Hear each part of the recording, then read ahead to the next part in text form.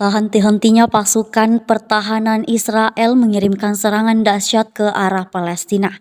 Terbaru, sebuah video ramai beredar di Telegram pada Selasa 20 Februari 2024. Dalam video merekam ledakan dahsyat yang dihasilkan imbas serangan tentara Israel. Beberapa saat yang lalu, Israel melakukan serangan udara besar-besaran terhadap gudang Hizbullah di Lebanon. Serangan tersebut terjadi di Sidon, sebuah kota pesisir besar yang berjarak 60 meter dari perbatasan. Jauh di dalam Lebanon, diketahui tragedi ini adalah eskalasi besar yang dilakukan IDF invasi sejak 7 Oktober 2023. Sejauh ini tidak diketahui ada atau tidaknya korban jiwa akibat peristiwa ini. Video ini viral dibanjiri beragam komentar dari warganet.